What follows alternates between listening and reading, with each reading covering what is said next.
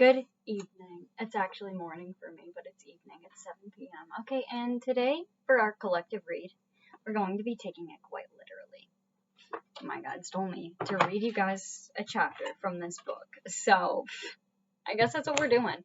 I was reading it, and I was like, this kind of hits home a little bit, but also it's a little encouraging because it's kind of like how my guides see me. And since we're all in the same collective, I was like, hey, I should kind of share a couple of phrases from this chapter here. And I opened up my TikTok to record, and I was like, they were like, no, you should read the whole chapter. And I was like, I'm dyslexic. And they said, read the whole chapter. It's okay. Nobody will. It's okay. So, who are you? And how do your guides view you? How does your family view you? Your chosen family? I don't know. I'm not gonna stay anymore because I'm just taking away from what they're trying to say. So, this is about Hestia. I can't read. So just bear with me. I'm gonna strip. In some ways, Hestia was a lot like her mom, Rhea. She had an honest smile. He's waving high out the window, his reflection. An honest smile, warm brown eyes, and black hair that framed her face in ringlets. She was gentle and good-natured. She never said a bad word about anybody. If you walked into a party on Mount Olympus, Hestia wouldn't be the first girl who caught your eye. She wasn't flashy or loud or crazy. She was more like the goddess next door, sweet and pretty in an unpretentious way. Usually she kept her hair tucked under a linen shawl. She wore plain, modest dresses and never used makeup. I said earlier that nobody took her seriously, and it's true. The other gods weren't good about taking her advice. Kronos had swallowed Hestia first, so she'd gotten barfed up last. Because of that, her siblings tended to think of her as the youngest rather than the oldest, the last one to emerge. She was quieter and more peaceful than her siblings. Relatable. But that didn't mean they didn't love her. Like Rhea, Hestia was a hard person not to love. In one important way, though, Hestia was not like Rhea. You could literally take this paragraph here and just make my name, and Rhea my mom. Because my mom was known for being, well, a mom. I have 8 siblings. I was homeschooled. The great mother, the ultimate mama, la madre grande. Hestia wanted nothing to do with being a mom. I will need to take it back here and show you that the title of this chapter is called Hestia Chooses Bachelor Number 0. She didn't have a problem with other people's families. She loved her siblings, and once they started having kids, she loved them too. Her fondest wish was for the whole Olympian family to get along and spend quality time together around the hearth, chatting or having dinner or playing Twister. Really any wholesome activity. Hestia just didn't want to get married herself. If you think about it, you can see why. Hestia had spent years inside Kronos' gut. She had a very good memory and could even recall Kronos gulping her down when she was a newborn. Think about this metaphorically and how it might apply to your childhood. She remembered the sound of her mother wailing in despair. Hestia had nightmares that the same thing might happen to her. She didn't want to get married only to find out that her husband was actually a baby-swallowing cannibal. She wasn't being paranoid either. She had proof that Zeus could be as bad as Kronos. See, after the war with Kronos, Zeus decided it would be a good idea for him to marry a Titan, sort of to show there were no hard feelings. He married one of Oceanus' daughters, a girl named Metis, who was the Titan of good advice and planning, kind of like the Titan's life coach. Metis was smart about advising others, but apparently she wasn't so bright when it came to her own life. When she was pregnant with her first kid, she told Zeus, "My husband, I have good news. I will see that this child be a girl, and if we have another child together, it will be a boy." I don't know where this voice is coming from. "And You're going to love this. You will be destined to rule the universe someday. Isn't that awesome? Zeus panicked. He thought he was going to end up like Ouranos and Kronos, chopped into little pieces, so he took a page out of Kronos' playbook, opened his mouth super wide, and created a Tornos that sucked Metis right down his throat, compressing her so small that he could swallow her whole.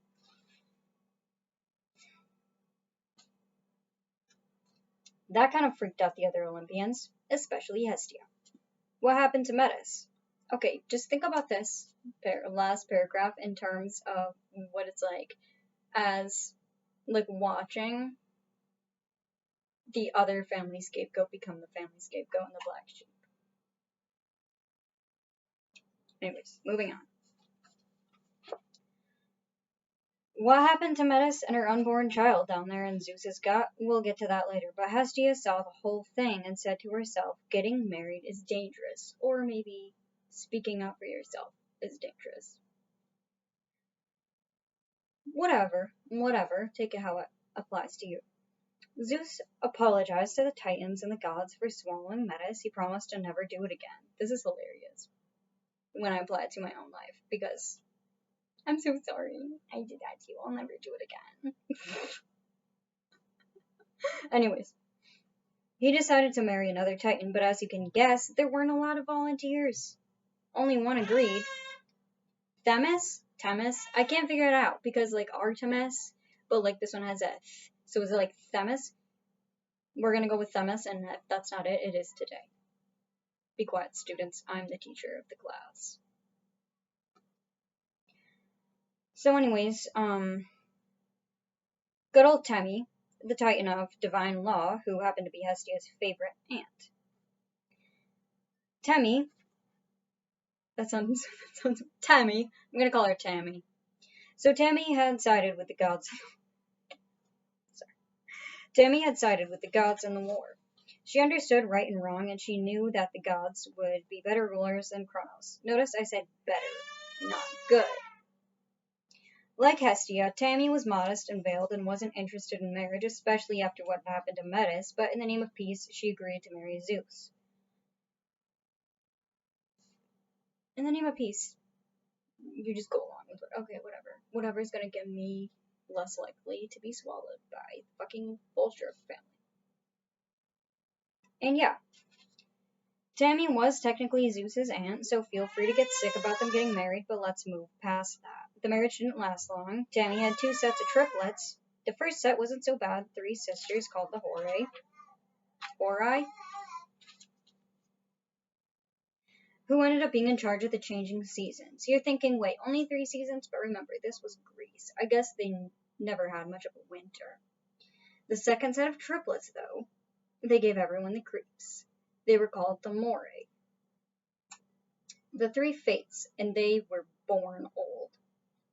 Right out of the cradle, they grew from 3 shriveled babies into 3 shriveled old grannies. Now that resonates. They liked to sit in the corner and make thread on a magic spinning wheel. Each time they snipped a piece of the line, some mortal down in the world died. The Olympians quickly realized that the 3 fates could not only see the future, they could control it. I just realized that there's 3 scapegoats in my family. This is interesting. They could bind anyone's life to their magical yarn, literally making a lifeline, and when they snipped off that piece, sayonara!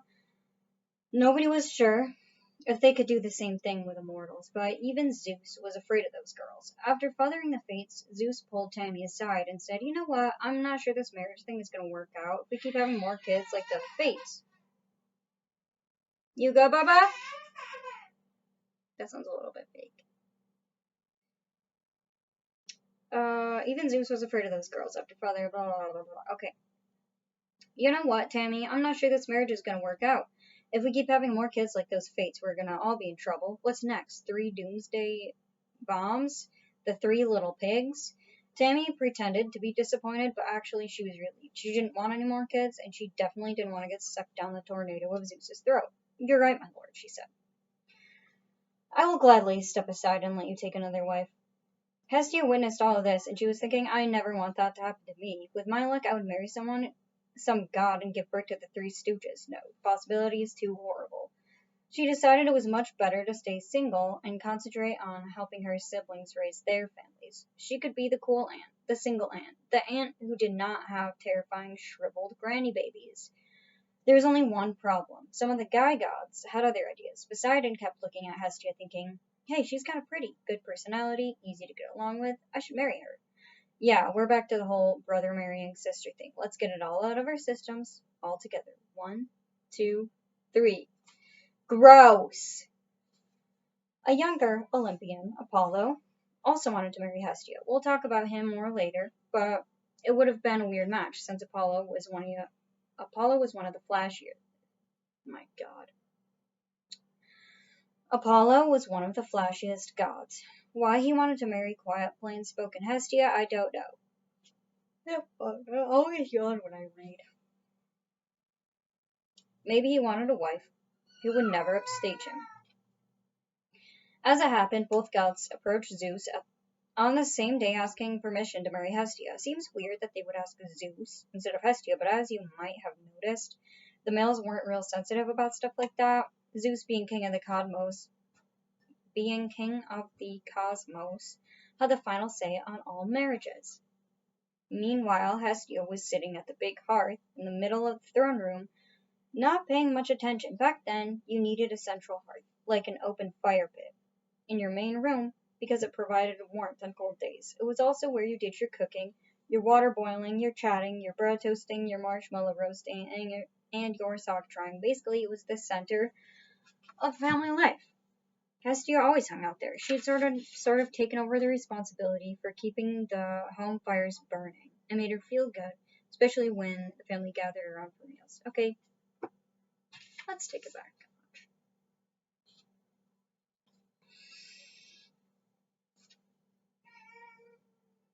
Back then you needed a central hearth.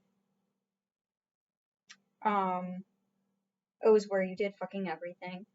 And Hestia took over the responsibility for keeping the home fires burning.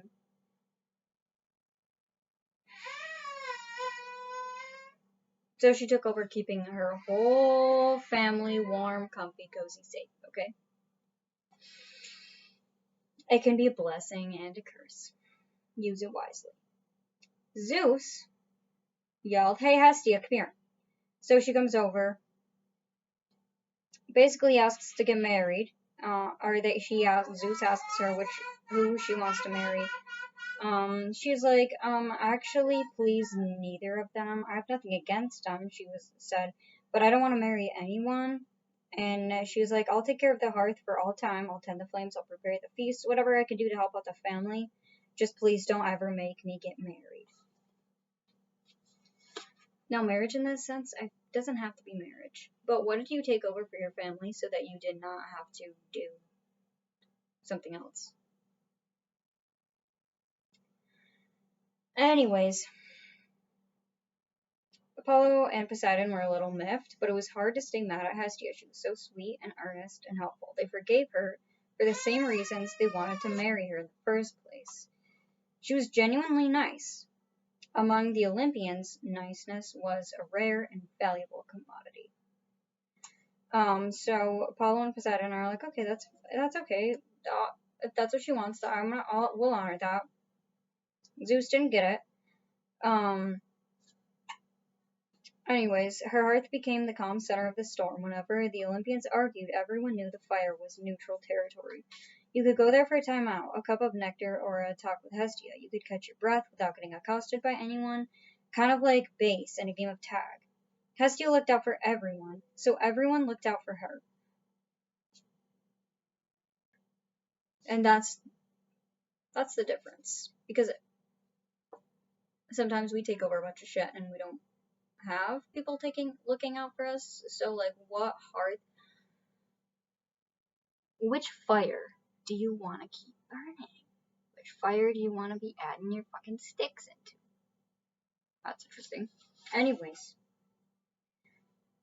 one night, Mother Rhea had a big party on Mount Ida to celebrate the anniversary of the Olympians' victory over Kronos. all the gods, and everybody got invited.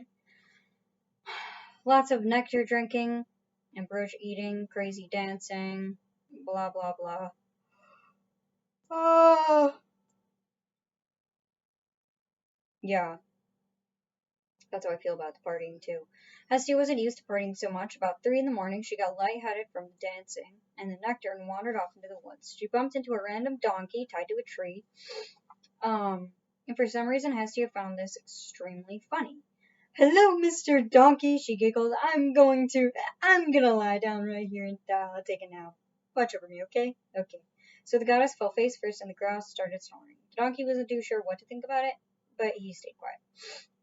A few minutes later, this minor nature god named Priapus came wandering through the woods. You don't hear much about Priapus in the old stories, frankly. He's not very important. He was a country god who protected vegetable gardens. I know, right? Exciting.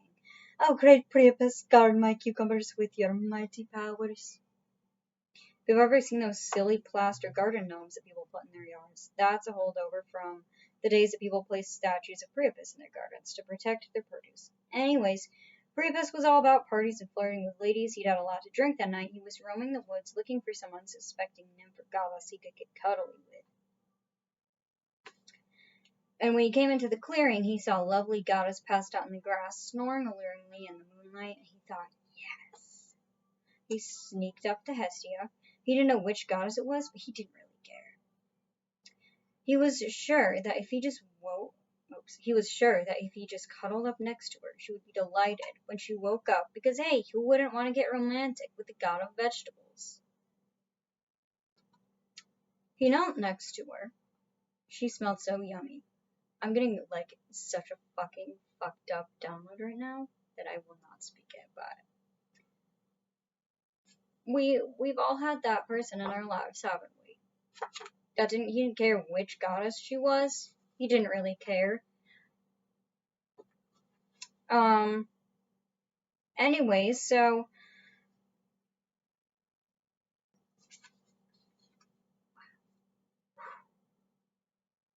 collect yourself, my dear. Thank you. So that's exactly how I feel too. You alright, Baba?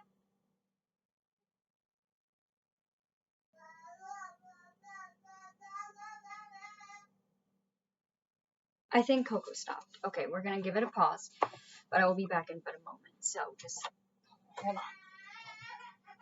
I'm coming, sweetie.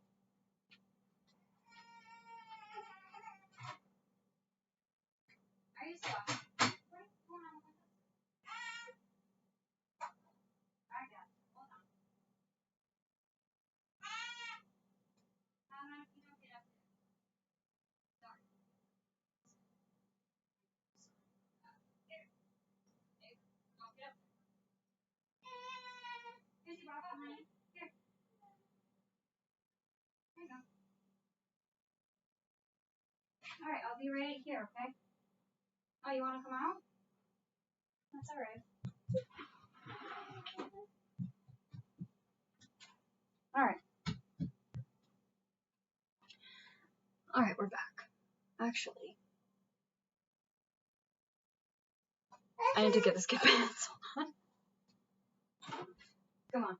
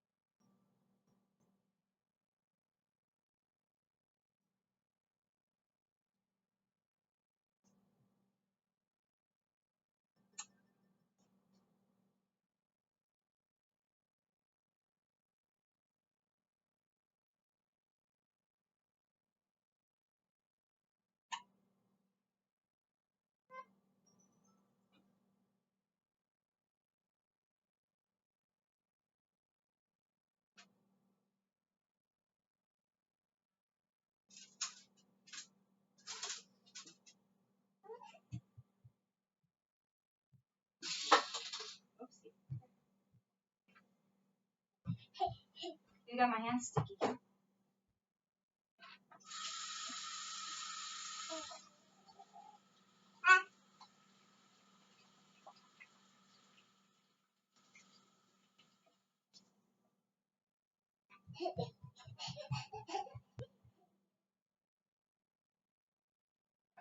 Okay. I'm back.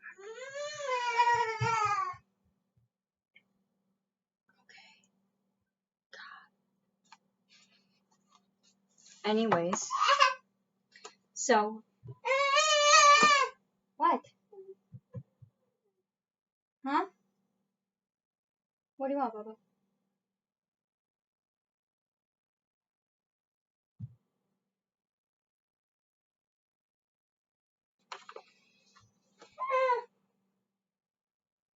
Okay, so they're in the fucking vegetable garden. Blah blah blah. Grass vegetable garden go.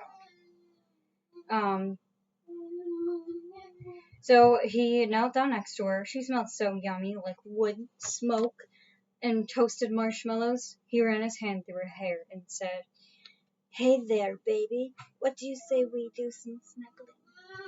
In the darkness nearby, the donkey apparently thought that sounded like an excellent idea. He brayed, "Ah!" Purpose yelled, "Ah!" Hestia woke with a start, horrified to find a vegetable god leaning over her, his hand in her hair. She screamed, "Help!" Back at the party, the other gods heard her screaming. Immediately, they dropped whatever they were doing and ran to help her because you simply didn't mess with Hestia.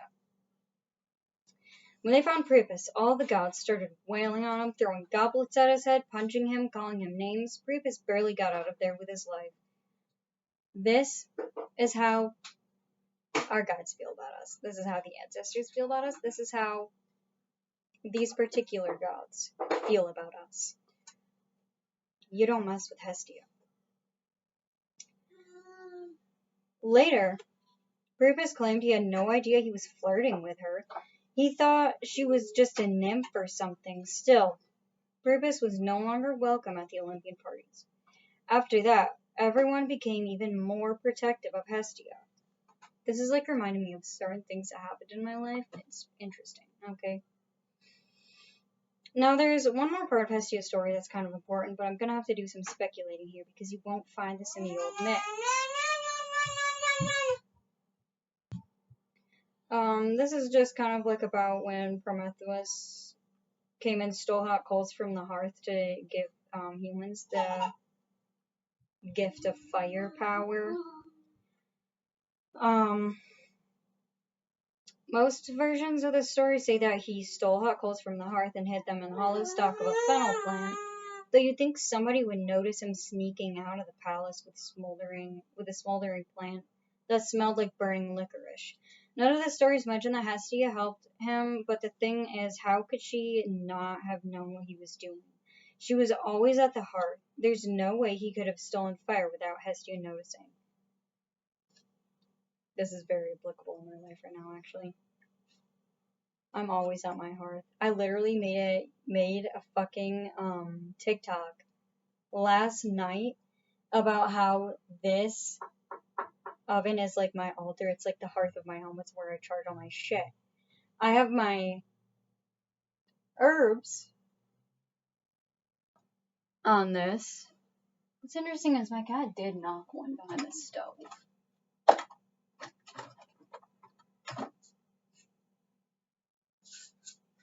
Here's my fennel seed, though. It wasn't the fennel. It's the apple. This makes me wonder. What is fennel good for?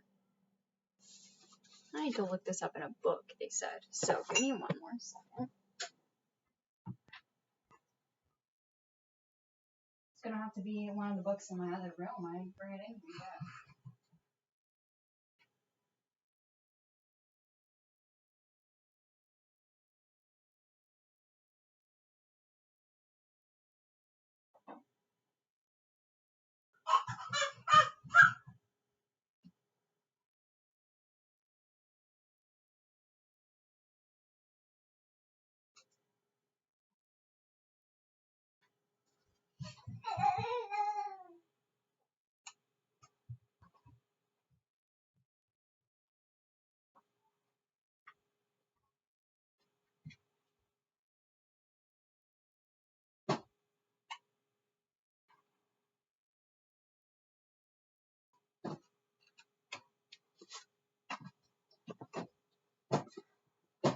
I actually realized that the book that I want fell under my couch. But I do have this House Witch, and I just kind of remembered something. There's a whole ass fucking. This is the first witchy book I ever got. Hearth and Home Deities. And who do you think is the first one they talk about? The Greek goddess of the hearth, Hestia, was the deity to whom offerings were made before any other. The saying Hestia comes first points to how entrenched she was in the lives and spiritual practice of these people. There's a hymn that says, Hestia and the high dwellings of all, both deathless gods and men who walk on earth, you have gained an everlasting abode and highest honor. Glorious is your portion and your right. For without you mortals hold no banquet, where one does not duly pour sweet wine in offering to Hestia both first and last. Despite her first among equals position, Hestia is rarely referred to in myth. There are very few stories involving her, and her behavior is passive when she does appear. She seems to be more of an unembodied ideal than an enfleshed deity, as the other Olympians are presented in stories. This does not mean she did not play a significant role in the lives of the Greeks. On the contrary, because Hestia was ever present in the form of the home hearth as well as the public hearth, she was understood to be so entrenched in daily life that stories painting her as larger than life were unnecessary, because you don't need to talk about how important heat and warmth is and fire. It's just taken for granted until you lose it. One of the three original Greek goddesses of the first generation of Olympians, Hestia was considered a virgin goddess, not beholden or subservient to any other person or deity. She is associated with baking of bread, the preparation of meals.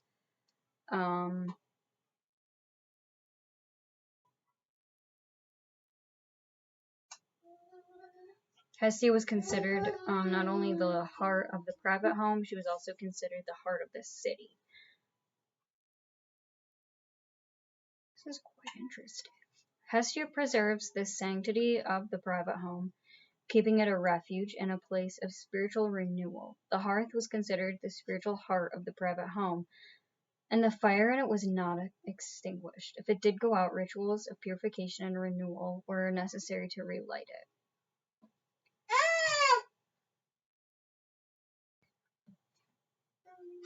I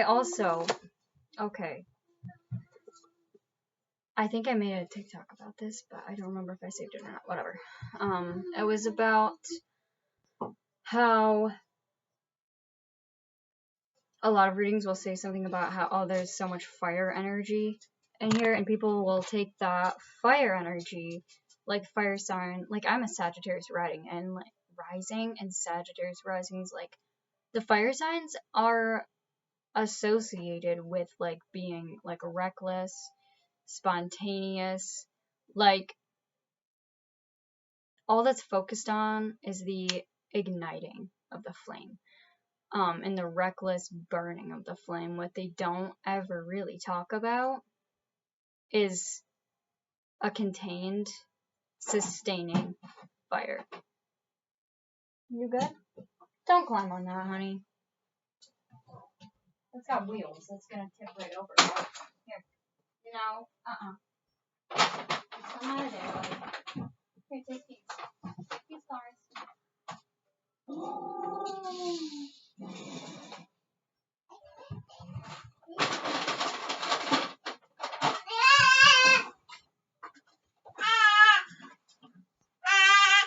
Hi. Anyways, when you think about that, it kind of brings a whole new meaning to fire in general. And when we get really drained, and our fire starts to go out, we feel like all that's left is barely even a spark. We lost our light. How can we renew that?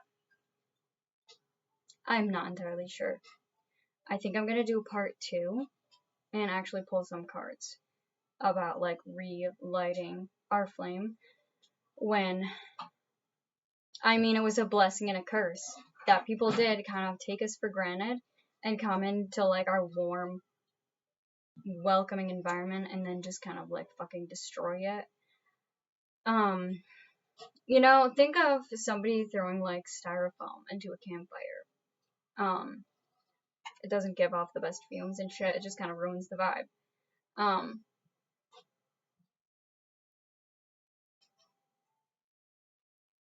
Yeah, I think I'm gonna upload this as is and pull some cards.